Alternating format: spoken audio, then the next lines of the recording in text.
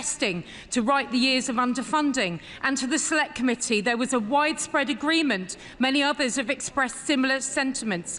Mr. Speaker, this isn't evidence of underfunding, it's an opinion. So will she finally tell the House what method she is using to reach her opinion and outline how much Network Rail intends to invest in Welsh railways?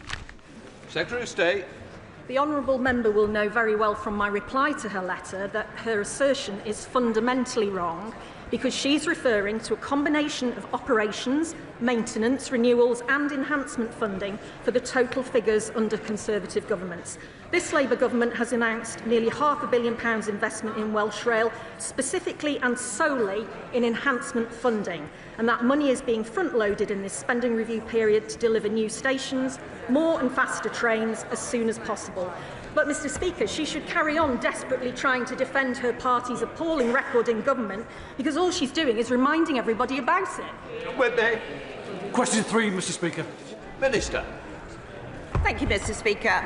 The UK and Welsh governments are working closely together in supporting the agricultural sector, particularly so when it comes to cross-border movements and disease control.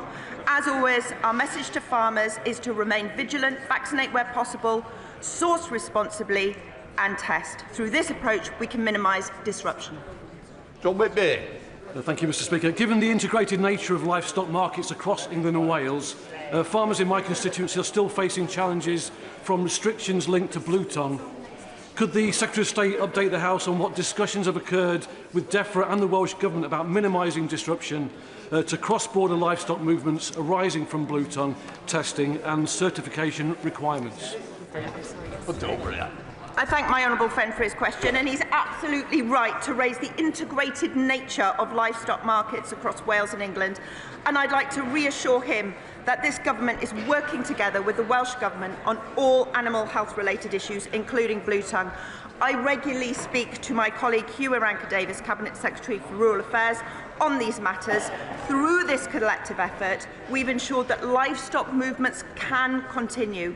But I will stress once again the importance of being vigilant, vaccinating, sourcing responsibly and testing. Thank you, Mr. Speaker. What assessment has the Minister made of the value of a single UK-wide digital livestock traceability system to support Welsh farmers and reduce welfare and compliance risks for Northern Ireland processors who rely on Welsh farmers? Minister. I'm sorry, it was very hard to hear that question, but let me assure him that our new SPS agreement with the EU will facilitate the smooth flow of agri-food and plants from Wales to Northern Ireland, protecting the UK's internal market, reducing costs to business and improving consumer choice. Question number 4, Mr. Speaker. Minister. Thank you, Mr. Speaker. Welsh language broadcasting plays a critical role in shaping Welsh identity and culture. S4C has played a vital role in helping revitalise the language and ensures it's kept relevant amongst the ever-growing number of people who speak it, not just in Wales but around the world. Their essential contribution is reflected in the BBC Charter Review Green Paper published just last month. Thank you, Mr. Speaker. Welsh does very well out of broadcasting, but I'm glad the Western Isles are well represented on the airwaves just now. The standout star of Traitors, this season's Traitors, is Stephen Libby from the Isle of Lewis. I think he's going to win it this weekend. I'm glad Gaelic has its place in the government's Green Paper on broadcasting, but the UK government gives S4C £7.5 million a year to help in digital broadcasting. BBC Alapa, the Scottish channel, gets nothing. Will the Minister join me in my efforts to get the UK government to re-engage with Gaelic broadcasting as a cultural and economic dynamo? Minister. Well, I think we're all glued to the traitors this season, and with the exodus from the Tory benches to reform, it's hard not to believe that we're actually living through real-life traitors. But I thank my honourable friend for his question. Welsh and Gaelic were the first languages of their nations and have a strong social, cultural and economic significance. As a Welsh speaker myself, I know just how important that is. This government recognises the contribution MG Alba makes to the lives of Gaelic speakers across Scotland and the UK. And my honourable friend will be aware of the BBC Charter Review launched in December, considering how the BBC can best support minority languages, including Gaelic. The Minister will be aware that Ofcom is currently consulting on a draft code of practice for the prominence of public service broadcasters in the digital platforms. Does she agree that it's essential that SPLNEC is included in any measures that come out of that consultation so that they do have greater prominence on smart TVs and other digital platforms? Thank you. My honourable friend across the benches raises a very, very important point, and one which I've regularly discussed with S4C and my colleagues in the Department for Culture, Media and Sport. It is fantastic news that last week the BBC and S4C announced plans for a major new streaming partnership, giving greater prominence for S4C on the iPlayer. But I know there's more to do on this issue, and I will continue to work with my colleagues and broadcasters on this matter.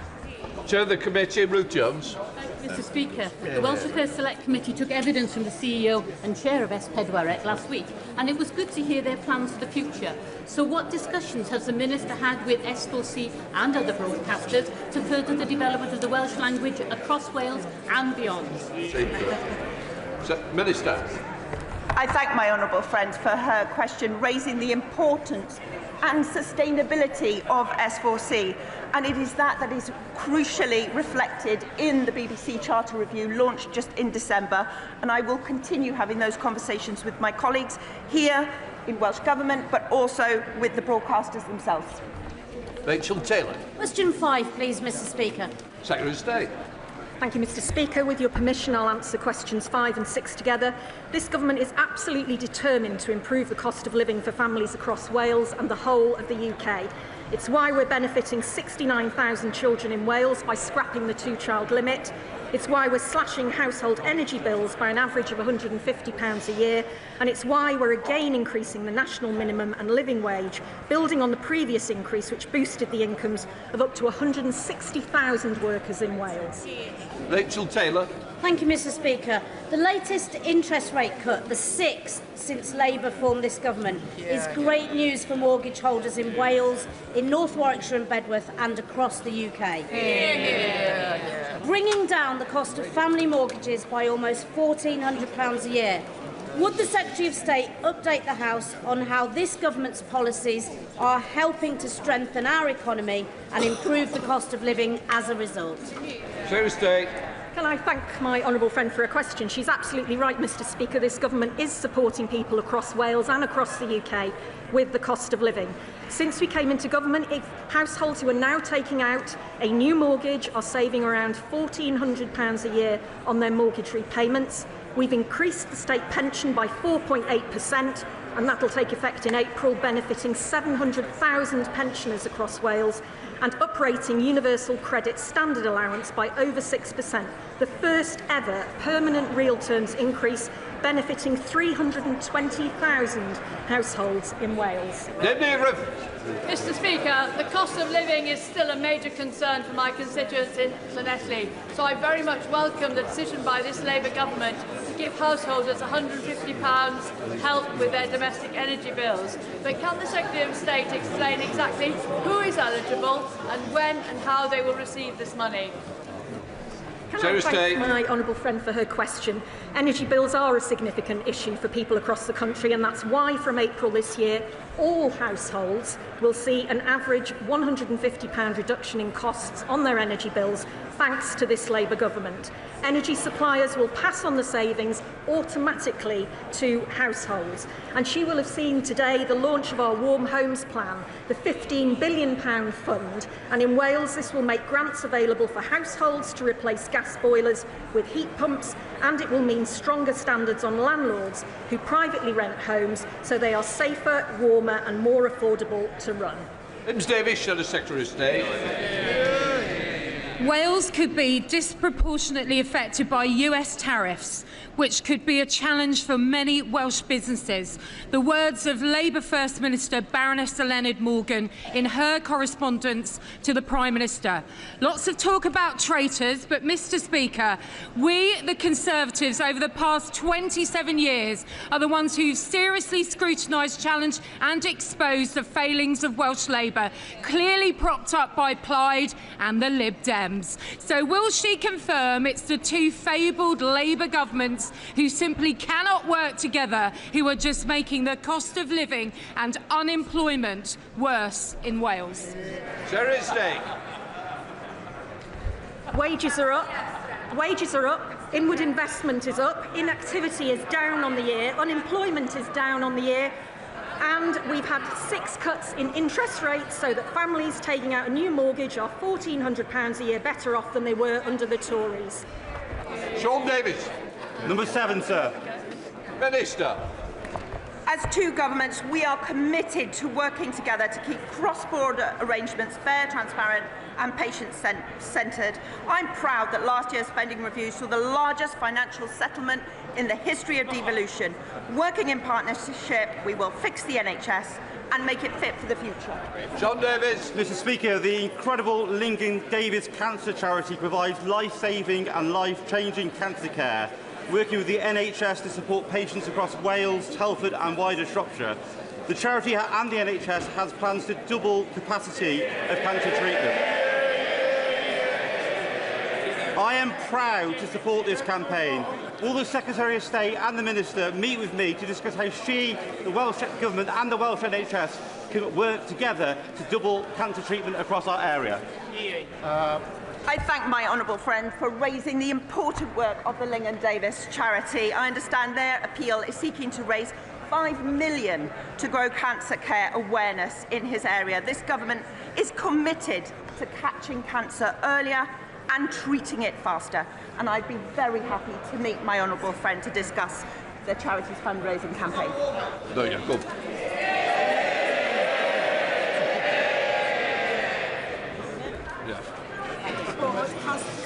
Paris Health Board has been categorising the needs of its patients based on cost rather than on their clinical need, and that's causing a real problem for the Robert James and Agnes Hunt Orthopaedic Hospital in my constituency and the associated Headley Court Veterans Centre, because they need to prioritise patients based on clinical need and not on whether Paris Health Board will pay for them this year.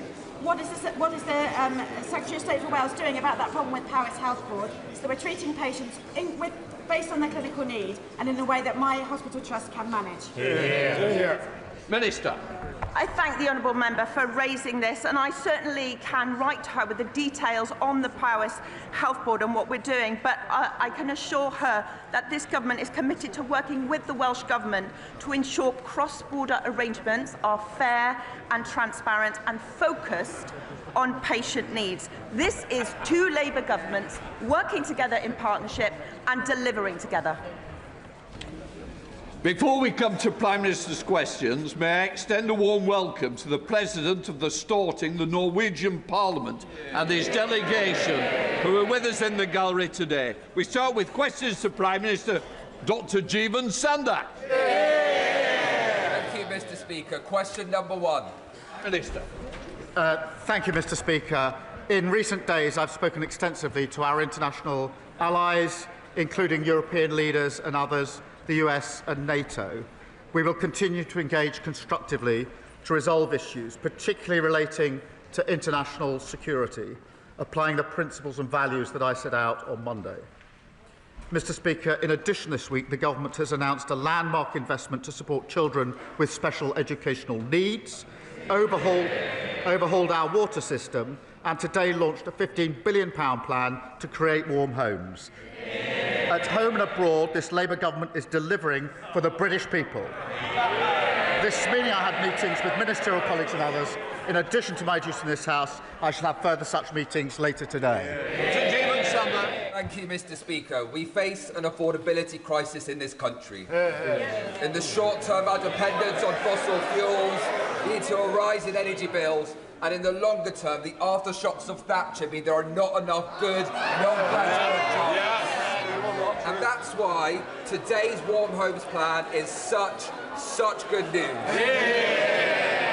Making life affordable. Batteries, solar, home insulation. Getting bills down, wages rising, making life affordable. But we must go further.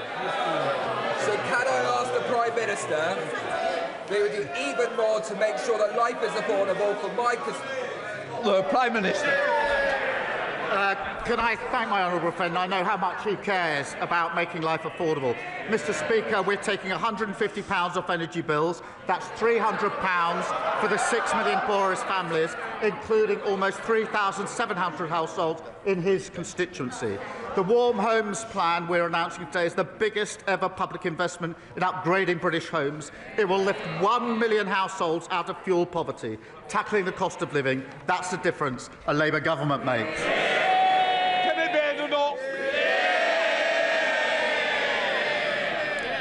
Mr. Speaker, can I welcome the Prime Minister following our lead on children accessing social media? In particular, can I thank the Shadow Education Secretary, 61 Labour MPs and the Greater Manchester Mayor for forcing him to think again. Mr. Speaker, the Prime Minister and I agree. The future of Greenland should only be decided by the people of Greenland. When the Prime Minister made this point to President Trump on Monday, did the President agree or disagree? Prime Minister. Well, Mr. Speaker, engaging constructively on international security matters hugely, particularly when it comes to security in the Arctic, and that's the context in which this discussion is going on in relation to Greenland. As we engage constructively, I have made my position clear on our principles and values. The first of those is that the future of Greenland is for the people of Greenland and the Kingdom of Denmark alone. The second is that threats of tariffs to pressurise allies are completely wrong. Mr. Speaker, we will continue to engage constructively. I've had many international calls in recent days, and the Prime Minister of Denmark is coming to the United Kingdom tomorrow for bilateral talks. But I do want to be clear with the House. I will not yield, Britain will not yield on our principles and values about the future of Greenland under threats of tariffs. And that is my clear position. Mr. Speaker, I'm very glad to hear the Prime Minister say that. We all know that the people of Greenland do not want to be ruled by America. But does he agree that just as those in Greenland should decide their own future, so should the Chagossians? Mr. Speaker, I've made out my position on Greenland absolutely clear on Monday and a moment ago. President Trump deployed words on Chagos yesterday that were different to his previous words of welcome and support when I met him in the White House. He deployed those words yesterday for the express purpose of putting pressure on me and Britain in relation to my values and principles on the future of Greenland. Mr. Speaker, he wants me to yield on my position, and I'm not going to do so. Given that that was his express purpose, I'm surprised the Leader of the Opposition has jumped on the bandwagon. I had understood her position. Mr. Speaker, I had understood her position to be that she supported the government's position on the future of Greenland. Now she appears to support words by President Trump to undermine the government's position on the future of Greenland. She's chosen naked opportunism over the national interest. Mr. Speaker, we'll note that when I asked him what the President told him, he couldn't tell us. Now he expects us to believe he knows what's going on in President Trump's mind. Let me remind him, his Deputy Prime Minister, then Foreign Secretary, used to say that if President Trump didn't like the deal, it wouldn't go ahead. And let's look at what President Trump actually said. The Chagos deal is an act of great stupidity and a sign of total weakness. We didn't need President Trump to tell us that. We've been saying this for 12 months. And let's remind the Prime Minister, President Trump thought that we were doing this, that the Prime Minister is doing this for money. The Prime Minister is giving away territory we own and paying £35 billion for the privilege. Why doesn't he just scrap this terrible deal and put the money into our armed forces? Prime Minister. The words from President Trump were expressly intended to put pressure on me to yield on my principles. What he said about Chagos was literally in the same sentence as what he said about Greenland. That was his purpose. And the future of Greenland is a binary issue that is splitting the world at the moment with material consequences. I've been clear and consistent in my position on the future of Greenland. The future is for Greenland and the Kingdom of Denmark alone. The Leader of the Opposition has taken 3 positions in 10 days. 10 days ago, she said Greenland was, in her words, a second-order issue. 4 days ago, she said she supported our position on Greenland. Now she's backing arguments intended to undermine our position, Britain's position on Greenland. This is an important national moment, and yet again the Leader of the Opposition has shown she is incapable of rising to it.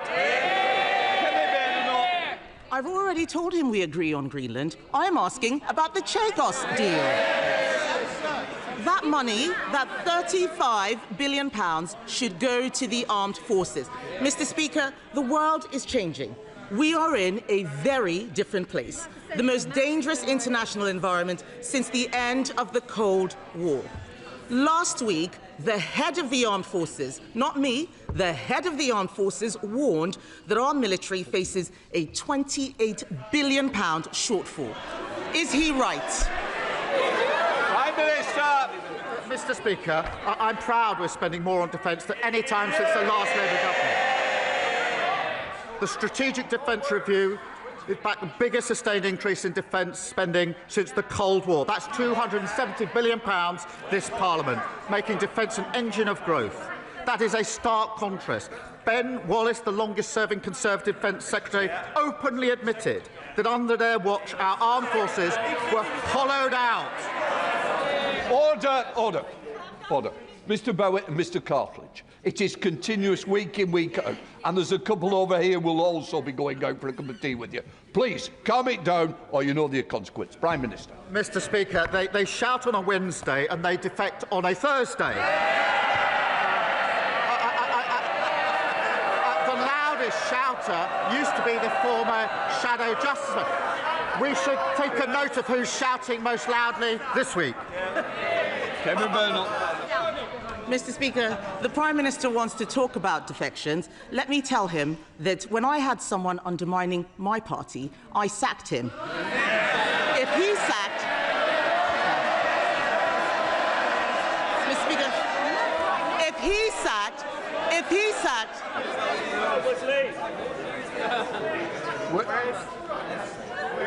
We're going to get through this Prime Minister's questions. I want to hear the Leader of the Opposition and I want to hear the Prime Minister.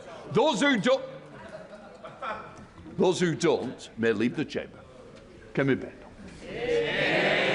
Mr. Speaker, we all know that if he sacked everyone undermining his party, his front bench would be empty. But these questions I'm asking, these questions, but jokes aside, these questions are about our national interest. These questions are about our national interest. We support our armed forces in every possible way. Later today, my party will vote to protect our veterans from unfair prosecution. He is ordering his MPs to vote against them. In our national interest, and for the sake of all the brave people in the armed forces, past, present and future, will the Prime Minister do the right thing and vote in support of our veterans, not against them? Mr. Speaker, she's claiming stroke. She read the guy's defection letter and then at that point decided to sack him. What was she going to do? correct the typos and give it back to him.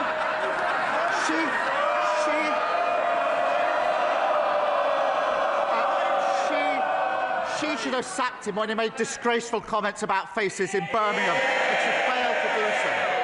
And she smiles, saying it's a good thing she's cleared out, a good thing there's fewer Tory MPs. The rest of the country agrees with her completely in relation to that. On the question of veterans' protection, under the last government, they passed legislation which was struck down, leaving our veterans utterly exposed.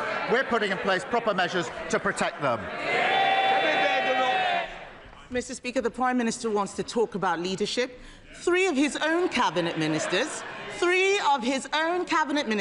told the Times on Saturday that he needed to learn from me. Order! I'll tell you now, I'm having no more. Do we understand each other? Thank you. Can we then not? Thank you, Mr. Speaker. But back to the national interest. Instead of acting in it, Mr. Speaker, the Prime Minister just tries to get through the day. On the Chinese spy hub embassy, he's too weak. On Chagos, he's too weak. On funding for the armed forces, he's too weak. On protecting our veterans from prosecution, he's too weak. Yes. Mr. Speaker, I will support the Prime Minister when he does the right thing. But time after time, this Prime Minister has done the wrong thing for our country. Isn't the truth that he is too weak to stand up for our national interests? Prime Minister. Mr. Speaker, I've spent the week working with our NATO allies to protect our national security and ensure we have unity in NATO. That's a matter of national importance. She's utterly failed to rise to the occasion and show the solidarity she could have shown in this House. She spent the week trying to hold together what's left of the Tory party. And she says I should learn from her. She has no judgment. Only a week ago, she was saying in relation to Greenland, she shrugged and said it's some second-order issue. Terrible judgment. Then she flip-flopped with 3 different positions in 10 days on Greenland. She said Liz Truss's mini-budget was 100% right. She said last week she was 100% confident there'll be no more defections just before the latest defection. I'm beginning to think her judgment isn't 100% reliable. Thank you, Mr. Speaker. NHS waiting lists in Birmingham are down by almost a quarter under Labour and still falling. That's more than 28,000 people no longer stuck waiting for essential treatment. Yes, there are challenges still, but they are being addressed and progress is being made. Does he agree that this progress must be sustained, including by reducing ambulance waiting times? Minister. I'm pleased to confirm, Mr. Speaker, that last week saw the second biggest fall in NHS waiting times for 15 years. Waiting lists down by more than 300,000, recruitment of GPs an extra 2,900, and ambulances are arriving nearly 15 minutes faster this winter than they were last year. There is much more to do. That's why we're delivering the biggest upgrade to our ambulance fleet for many years. That progress has been made possible by Labour's decisions that were opposed by the parties opposite.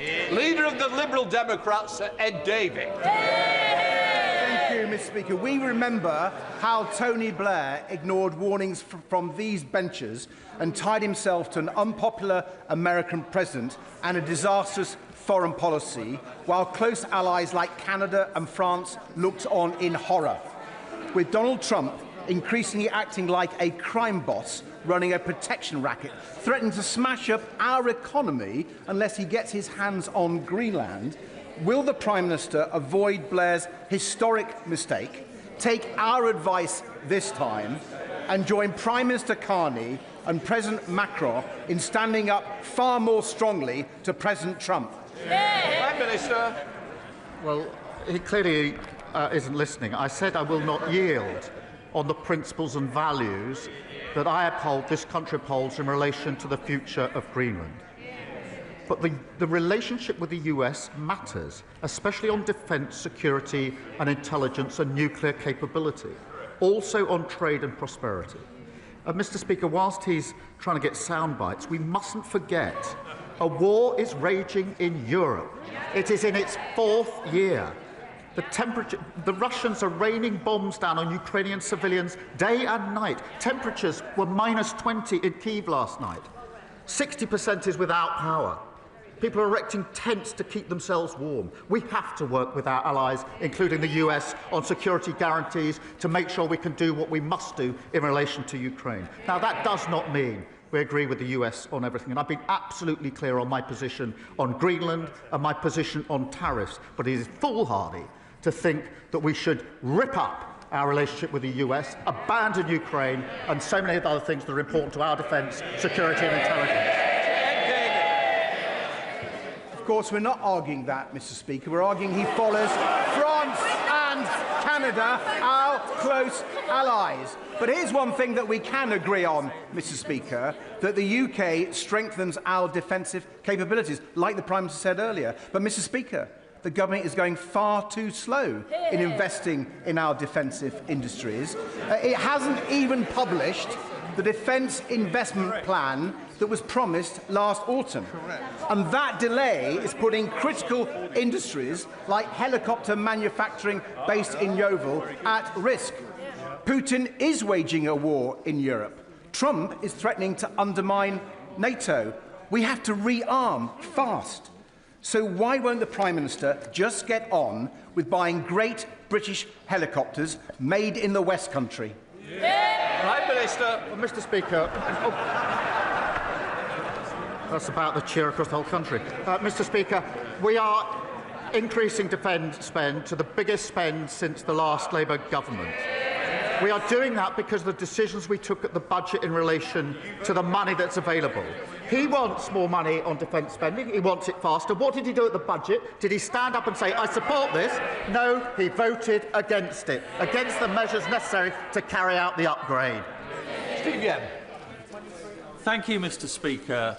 Sadly, on Christmas Day, my constituent Beryl Barrett passed away after tragically falling into an unrepaired pothole, and I'm sure the whole House will wish to share my condolences with the family. In my constituency of Mansfield, there are literally thousands of potholes in our roads which Notts County Council are failing to repair. Does the Prime Minister agree with me that it's time the Council took action to repair our roads? And will he meet with Beryl's family so that we can work together to ensure that no more accidents like this happen again? Prime Minister. Can I send my deepest sympathies to Beryl's family, and I will make sure the Roads Minister meets the family at the earliest opportunity. Mr. Speaker, it shows why tackling potholes really matters. We're investing £2 billion in East Midlands to fix the roads and improve local transport. We're also putting in place tough new standards so that councils must prove they're fixing roads properly. And I'm pleased many excellent Labour councils across the country are leading by example. Dr. Ellie Charles. Thank you, Mr. Speaker. For decades, our rivers, lakes and seas have paid the price of a failing system, so the Water White Paper is a welcome first step in beginning to set things right. But there's a glaring gap. Agricultural pollution contributes 40% of the pollution in our waterways, but merits only one single page in this white paper. Can the PM tell me why on earth this is the case, and when he will start working with farmers to support river-friendly farming practices and treat agricultural pollution as seriously as sewage pollution? Prime Minister. We inherited a real mess on water, and we're taking the most effective and far-reaching measures to deal with it. But I have to say, as someone who stood to lead her party, I wonder what she makes of how her leader is responding to this global uncertainty. Because what he's saying is this is the time, this is the moment to withdraw from NATO. This is the time to kick the US out of our military bases. This is the time to negotiate, hear this, with Putin to give up our nuclear deterrent. I'm sure Putin will be very quick on the line for that one. It's as reckless and irresponsible as their plan to legalise heroin and crack cocaine. That's the Green Party now. High on drugs, soft on Putin.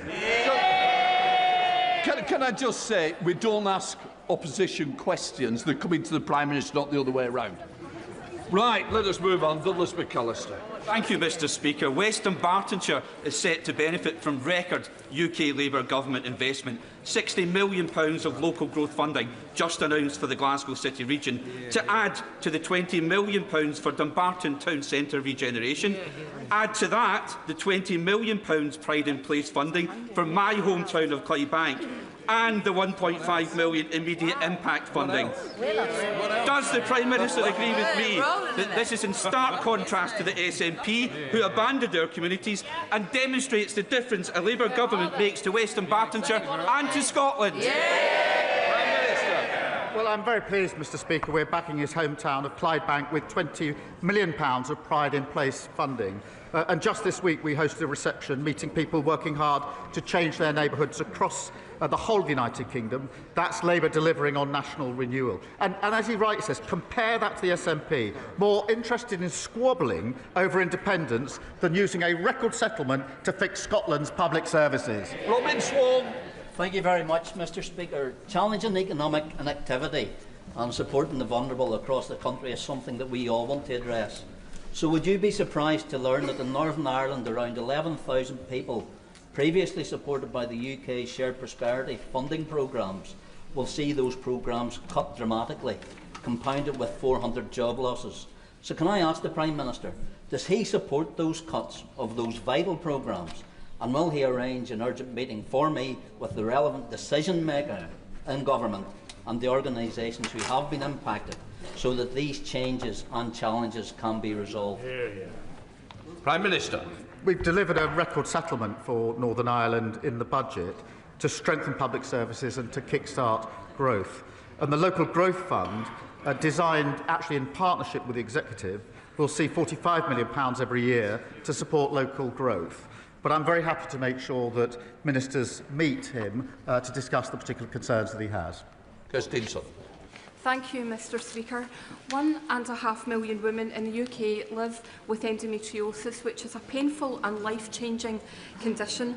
As chair of the Endometriosis APPG, I met Jessica Smith and Endo Warriors West Lothian to discuss their campaigns for a national endometriosis registry to capture and audit diagnosis, treatment and outcomes. Will he join me to commend the work of Jessica, Endo Warriors West Lothian and Endometriosis UK, and will he meet with me to discuss creating a registry to improve the lives of women living with endometriosis?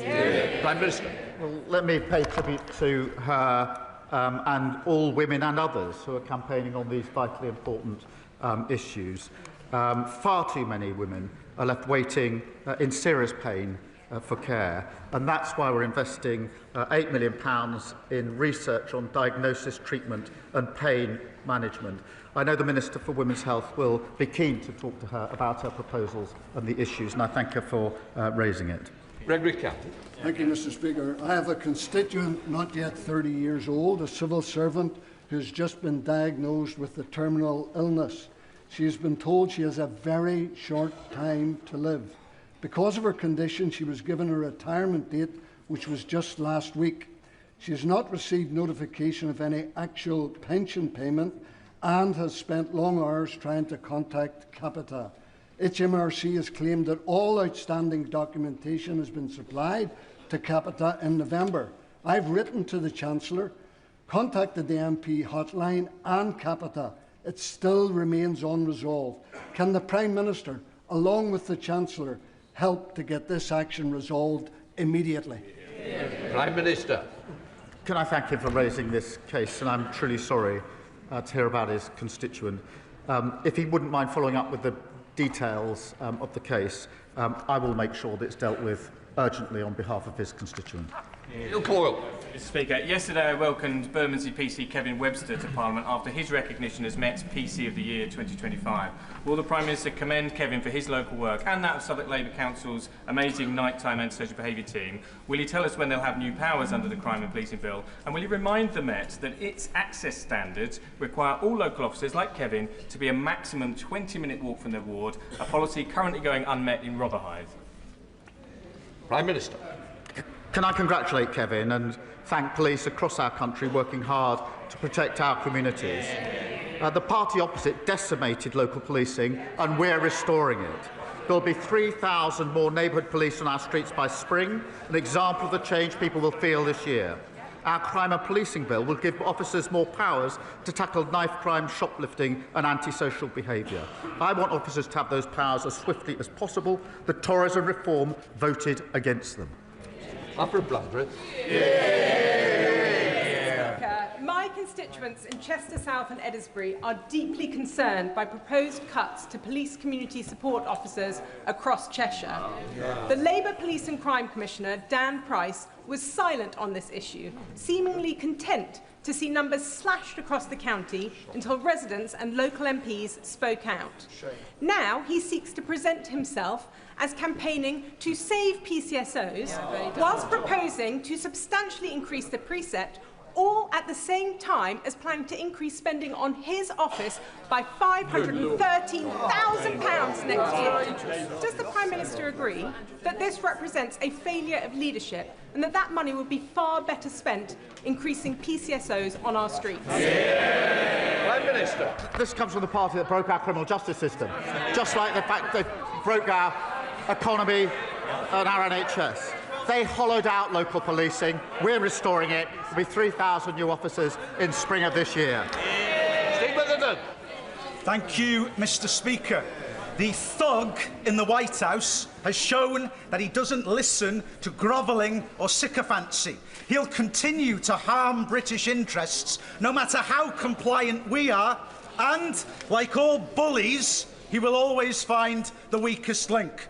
Will the Prime Minister close ranks with our European allies and commit to retaliatory tariffs? Well said. Prime Minister. Mr. Speaker, I've made our position clear. I've set out my principles. I'm not going to yield on those principles. But as I said on Monday, of course we need to protect our national interest, and we will always protect our national interest. But simply hurtling at the first opportunity into a trade war is going to hurt working people and businesses across the country. And that is why I'm working hard to make sure we do not get to that point, and I'll continue to act in the national interest.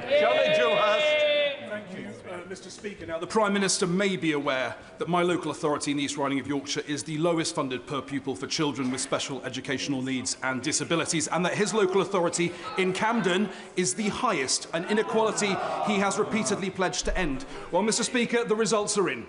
Next year, children in my local area will receive just under £1,000. Children in his local area will receive over £3,800. The gap is getting wider. So can the Prime Minister explain to the House why he thinks children in my constituency are worth so much less than the children in his?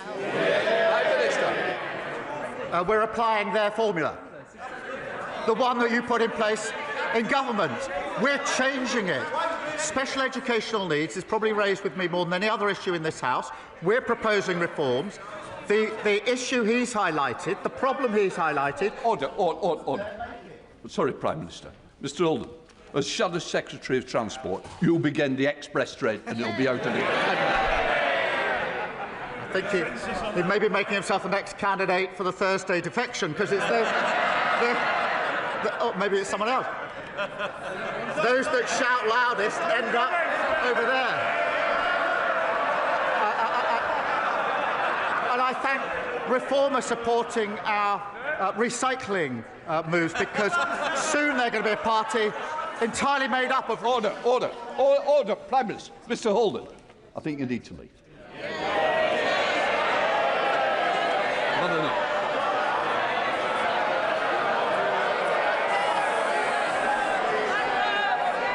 Prime Minister. OK, Rebecca Long-Bailey. Thank you, Mr. Speaker. Police officers in Greater Manchester are facing exceptional pressures as they work to keep our communities safe from horrific terror threats, hate crime, organised crime and regular mass large-scale protests. But despite this, GMP received the second lowest percentage funding increase of any police force under the provisional settlement, leaving it £12 million worse off. Now, I know the Prime Minister will share my concerns, so will he urgently work with the GM Mayor, Deputy, myself and Greater Manchester MPs to ensure that GMP has the funding it truly needs to keep our communities safe? Here. Prime Minister. Can I thank her and say I was humbled to visit Greater Manchester Police after the Heaton Park synagogue attack. The professionalism and bravery that they showed was remarkable. Mr. Speaker, we've boosted total police funding, and Greater Manchester will receive up to £902 million, an increase of over £31 million. I want to reassure my honourable friend we'll continue to work with her and local leaders to make our streets safe. Matthew. Mr. Speaker, my constituency of Melksham and Devizes does not have a minor injuries unit, leaving many to travel far afield to Bath or Swindon to access A&E services. Would the PM please meet with me to discuss the need for an expanded hospital provision in my constituency? Thank you. Prime Minister. Thank him for raising this on behalf of his constituents. I will make sure he gets the meeting with the relevant minister to talk through his particular concerns so that we can seek to address them. Jasmine Qureshi. Thank you, Mr. Speaker. After 14 years of Conservative austerity, councils are finally getting the support they need to deliver for residents. In my constituency of Bolton South and Walkden, under the leadership of Councillor Nick Peel in Bolton and Mayor Paul Dennett in Salford, increased funding is being turned into restoring frontline services, investment in town centres and support for families. Does the Prime Minister agree that the councils need serious leadership and long-term funding certainty to deliver, not short-term protest politics that put services at risk? And will he commit to continuing that support? Prime Minister. Well, I thank her for a question. Labour's boosting funding for councils that were chronically underfunded by the party opposite. I pay tribute to Labour councils delivering results for her community in stark contrast to the division and chaos we've seen from reform councils wherever they've been elected. Katie Lamb. Tens of thousands of people across Kent and Sussex were without running water last week. While the response of South East Water was shambolic, the Staplehurst Emergency Help Team got a bottled water supplier, set up a collection station and delivered water to vulnerable people. Using only volunteers, they supported local people, businesses, farms and care homes with 20,000 bottles of water. Does the Prime Minister think, as I do, that South East Water should be ashamed to be schooled in crisis response by the volunteers of the Staplehurst Emergency Help Team? Yes. And has he, like many of my constituents and many of our colleagues, lost confidence in South East Water's Chief Executive? Prime Minister. Well, I thank her for raising. The situation is completely unacceptable, and we welcome Ofbot's investigation into the company. That is the right thing. The Environment Secretary met company bosses last week to stress the need for accountability, and ministers are continuing to chair daily meetings. But it is totally unacceptable and it needs to be fixed. Lee Barron. Thank you, Mr. Speaker. For too long, many of my constituents in Corby and East Northamptonshire have not had access to good, secure, well-paid jobs. We made a commitment in our manifesto that we would change that. You can't grow an economy based on insecure work, where from one week to the next, somebody doesn't know how many hours they're going to work or how much money they'll be paid. Would the Prime Minister agree with me that all workers should have the hours that they actually work reflected in their contracts so that we can give all working people the security to plan their finances, the security to plan their lives and the security to build a future for themselves and their family?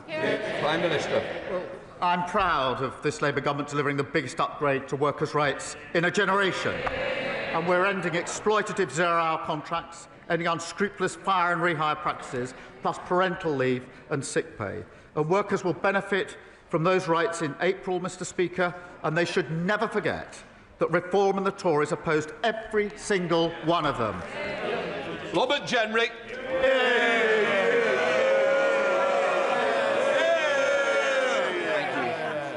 Mr. Speaker, one of the last meetings that I took as Shadow Justice Secretary was with the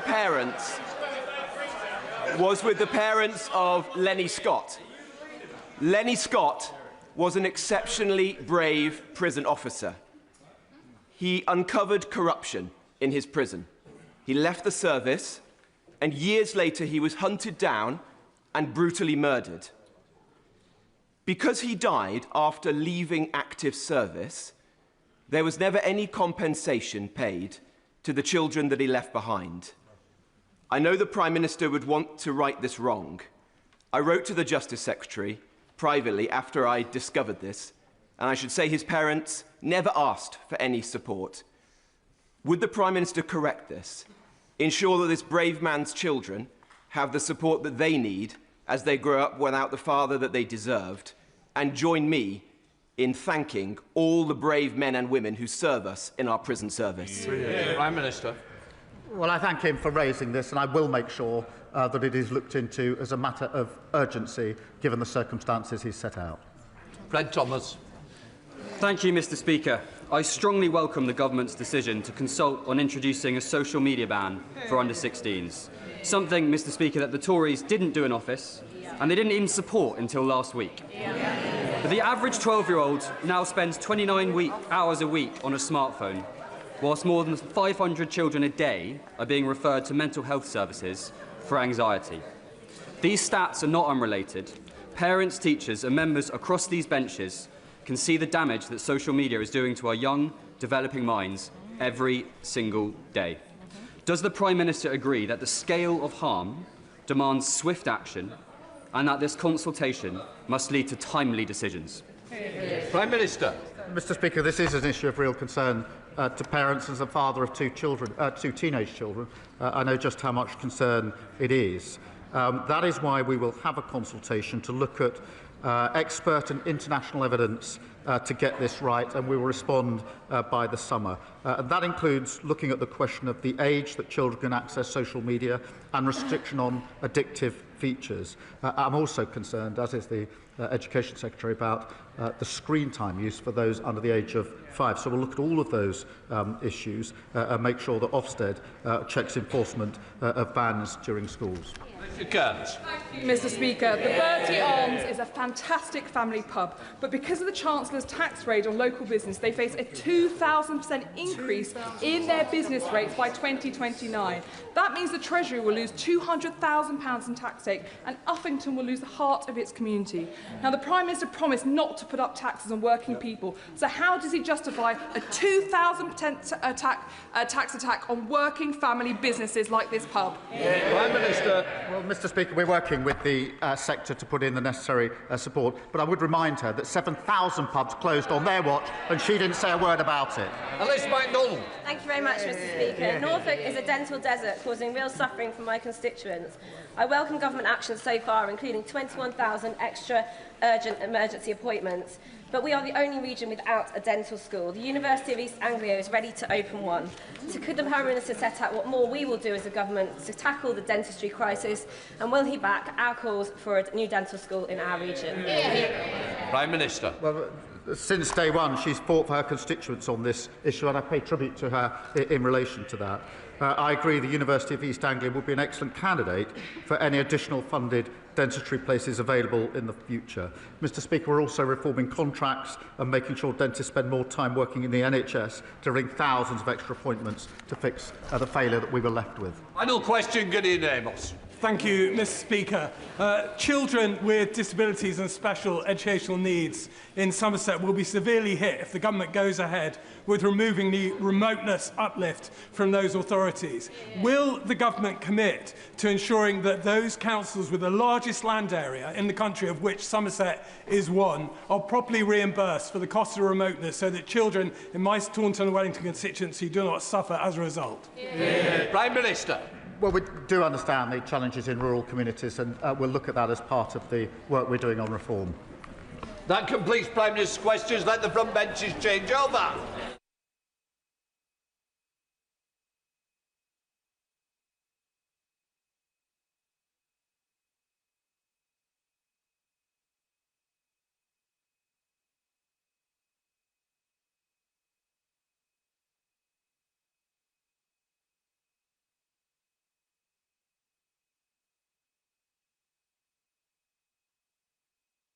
Punch forward.